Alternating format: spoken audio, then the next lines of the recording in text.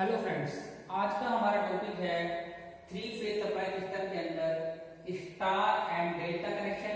But आज हम जो डिस्कस करेंगे वो करेंगे स्टार कनेक्शन को। ये जो हमने फिगर में शो कर रखा है, ये हम लोगों ने शो कर रखा है स्टार कनेक्शन को। तो सबसे पहले तो मैं आपको ये बताना चाहूंगा कि स्टार कनेक्शन को फिगर की हेल्प से कैसे बनाया जाता है। यहाँ पर बात हो रही है थ्री फेज सप्लाई सिस्टम की।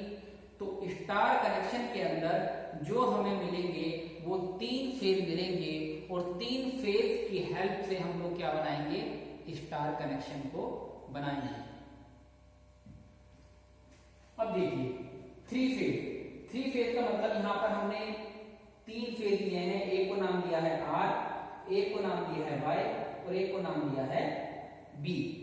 तो यहाँ जो आर का मतलब है, आर डिनोट करता है रेड को, वाई जो डिनोट करता है वो करता है येलो को, और बी जो डिनोट करता है वो डिनोट करता है ब्लू कलर को। आर का मतलब क्या हुआ रेड, वाई का मतलब क्या हुआ येलो और बी का मतलब क्या हुआ ब्लू।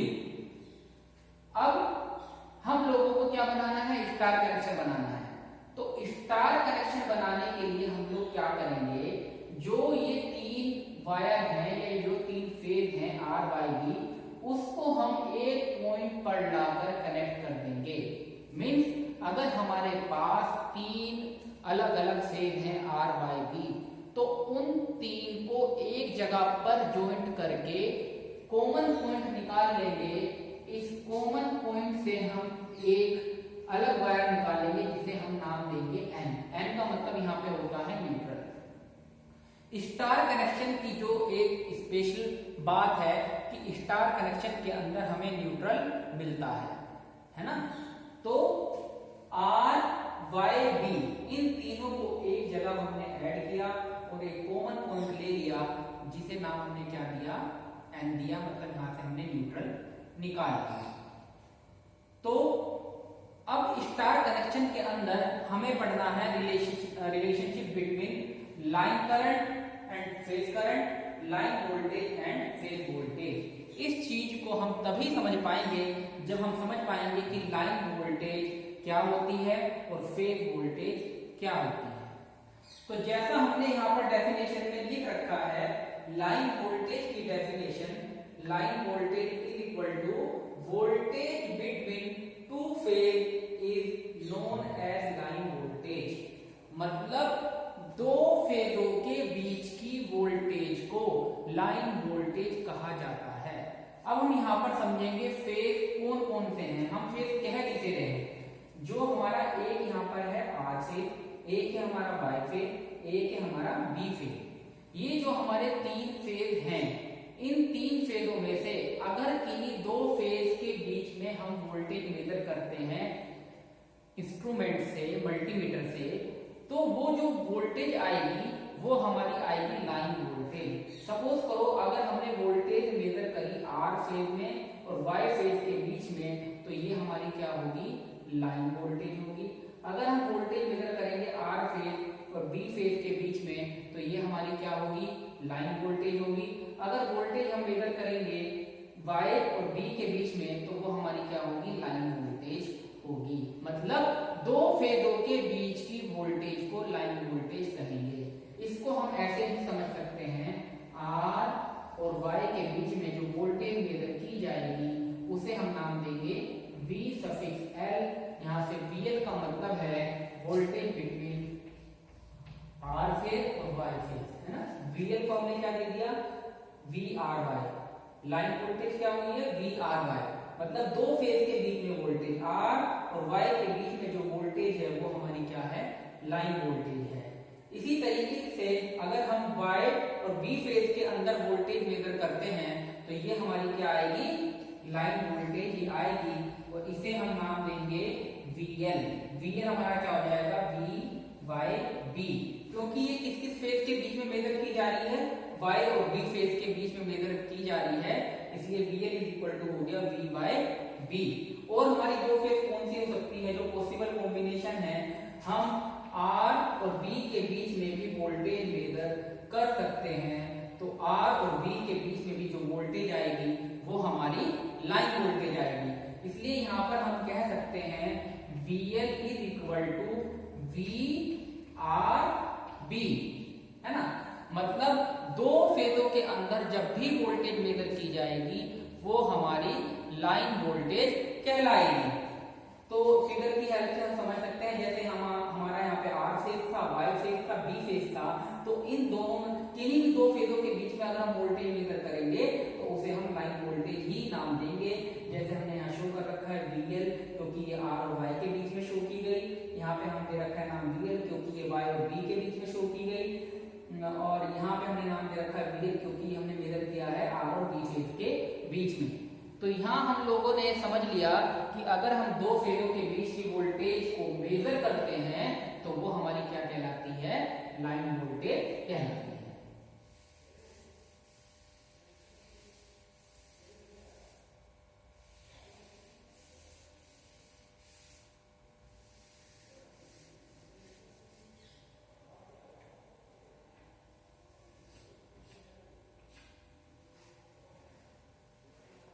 अब हम समझते हैं फेज वोल्टेज क्या होती है। फेज वोल्टेज को हमने यहाँ पर डेफिनेशन में लिख रखा है, voltage between phase and neutral is known as phase voltage. तो यहां पर क्या कहा हमने, voltage between phase and neutral is known as phase voltage. तो दोनों के अंदर मेजर डिफरेंस क्या हुआ, फेज वोल्टेज और लाइन वोल्टेज के अंदर जो मेजर डिफरेंस निकल के आया वो ये है कि जब दो फेजों के बीच में वोल्टेज मेजर करेंगे तो वो हमारी लाइन वोल्टेज होगी, but when we measure the voltage between phase and neutral is known as phase voltage। मतलब जब हम फेज और न्यूट्रल के बीच में वोल्टेज मेजर करेंगे तो वो हमारी फेज वोल्टेज होगी। अब यहाँ पे आप फिगर की हेल्प से बड़े इजीली समझ लेंगे। पहले हमने मेजर की थी फेजों के बीच में, R और Y के बीच में, Y और B के बीच में, R और B के बीच में, लेकिन अब जो हम वोल्टेज मेजर करेंगे उसे न्यूट्रल पॉइंट के रेफरेंस में मेजर करेंगे। जो हमारा रेफरेंस पॉइंट होगा वो कौन सा होगा, हमारा न्यूट्रल होगा। मतलब वोल्टेज मेजर की जाएगी बिटवीन R और N के बीच में, तो ये हमारी क्या होगी, फेज वोल्टेज होगी। या फिर वोल्टेज हम मेजर करेंगे Y और N के बीच में, ये हमारी क्या होगी, फेज वोल्टेज होगी। या फिर हम वोल्टेज मेजर करेंगे B और N के बीच में, ये भी हमारी क्या होगी, फेज वोल्टेज होगी। लाइक यहाँ हम देख सकते हैं VP इक्वल टू क्या हो जाएगा, VR, है ना। Phase voltage equal to VR। यहाँ पे हम लोग क्या लिख सकते हैं, VY, ये इक्वल टू किसके हो जाएगा, VP के हो जाएगा। या यहाँ पे हम लिख सकते हैं VB, ये किसके इक्वल हो जाएगा, VN के इक्वल हो जाएगा। मतलब जब भी वोल्टेज मेजर की जाएगी फेज एंड न्यूट्रल पॉइंट के बीच में तो वो हमारी फेज वोल्टेज कहलाएगी। तो यहाँ पे हम लोगों ने अब तक समझा कि फेज वोल्टेज और लाइन वोल्टेज में क्या डिफरेंस होता है। अब जो हमें नेक्स्ट पढ़ना है वो हमें स्टडी करना है कि लाइन करंट और फेज करंट के अंदर क्या रिलेशन होता है। ब्रीफ में देखेंगे और उसका डेरिवेशन हम फर्दर लेक्चर्स में ड्राइव करेंगे। यहाँ हम ब्रीफ में देखेंगे कि हमारी लाइन वोल्टेज और फेज वोल्टेज में क्या रिलेशन होता है, या फिर लाइन करंट में और फेज करंट में हमारा क्या रिलेशन होता है। ये हमने नाम दे रखा है IN, ये हमारी IY है और ये हमारी IB है और ये हमारी IR है। अब देखिए यहाँ पे हम लोगों ने पहला जो लिखा है वो लिखा है कि relation between line current and phase current. आपको सिलेबस के according line current and phase current में रिलेशन पढ़ना है, लाइन वोल्टेज और फेज वोल्टेज में रिलेशनशिप पढ़नी है, या फिर उसका डेरिवेशन ट्राई करना है। तो यहाँ सिंपली हम लिख रहे हैं कि line current and phase current के अंदर क्या रिलेशन होता है स्टार केस में, और लाइन वोल्टेज और फेज वोल्टेज के अंदर क्या रिलेशन होता है इन केस ऑफ स्टार। तो हम देख सकते हैं जो हमारी फेज के अंदर करंट है वही हमारी लाइन के अंदर करंट है। मतलब जो करंट हमारी यहाँ से आकर यहाँ पर जा रही है, जो करंट हमारी यहाँ पर है वही करंट हमारी यहाँ पर है। जो करंट हमारी इस वाली लाइन में है वही करंट हमारी यहाँ पर है, मतलब कहीं भी करंट का डिस्ट्रीब्यूशन नहीं हो रहा है, मतलब करंट यहाँ से आकर यहाँ पर जा रही है, तो IL इक्वल टू इस केस में क्या हो जाएगा, IB हो जाएगा, क्योंकि इस केस में लाइन और फेज में करंट का डिवाइडेशन नहीं हो रहा है ना, करंट का डिवाइडेशन लाइन और फेज में नहीं हो रहा है स्टार के केस में, इसलिए हम कह सकते हैं IL is equal to IP। लेकिन स्टार के केस के अंदर जब हम लाइन वोल्टेज को मेजर करेंगे या फिर डेरिवेशन ड्राइव करेंगे तो वहां पर जो निकल के आएगा VL is equal to √3 VP निकल के आएगा। इसको हम डेरिवेशन के हेल्प से समझेंगे। VL is equal to √3 VP को याद करने का एक तरीका ये भी है, आप कभी भी मेजर करना फेज वोल्टेज की वैल्यू हमेशा आप अपने घर में यूज करेंगे, मल्टीमीटर की हेल्प से देखेंगे इसे मेजर करके तो 180 से 220 के बीच में आएगी, लेकिन जो हमारी लाइन वोल्टेज है, लाइन वोल्टेज की जो वोल्टेज मेजर करने पे आती है वो हमें 380 एबव ही मिलती है। जब हम दो फेजों के बीच की वोल्टेज मेजर करते हैं तो वो 420, 410 ऐसे मेजर करके आती है। तो आप इस चीज को ऐसे भी याद रख सकते हैं, लाइन वोल्टेज की वैल्यू ज्यादा होती है, फेज वोल्टेज की वैल्यू कम होती है। जब हम उसे √3 से मल्टीप्लाई करेंगे तब हमें लाइन वोल्टेज मिलेगी। मतलब कहने का ये है कि दो फेजों के बीच की वोल्टेज ऑब्वियस सी बात है ज्यादा होगी और फेज एंड न्यूट्रल के बीच की वोल्टेज कम होगी। जो हम लोग अपने हाउसेज में यूज करते हैं या सिंगल फेज अप्लायंसेस जो यूज करते हैं उसमें जो वोल्टेज होती है फेज वोल्टेज होती है, और जो दो फेजों के बीच में वोल्टेज होती है वो हमारी लाइन वोल्टेज होती है। लाइक 3 फेज इंडक्शन मोटर हो गया, वहां पे आपको लाइन वोल्टेज देखने को मिलेगी। इंडस्ट्रियल लाइन के अंदर आपको लाइन वोल्टेज देखने को मिलेगी, और जो पावर का जनरेशन होता है वो भी आजकल 3 फेज सिस्टम में ही होता है। तो यहाँ पर मैं आशा करता हूँ कि ये जो अब तक हमने चीजें समझाई हैं आपको समझ में आई होंगी। अब हम जो समझने वाले हैं वो समझेंगे कि 3 फेज सर्किट के अंदर पावर कितनी होती है। अब हम डिस्कस करेंगे 3 फेज सर्किट के अंदर पावर कितनी होती है।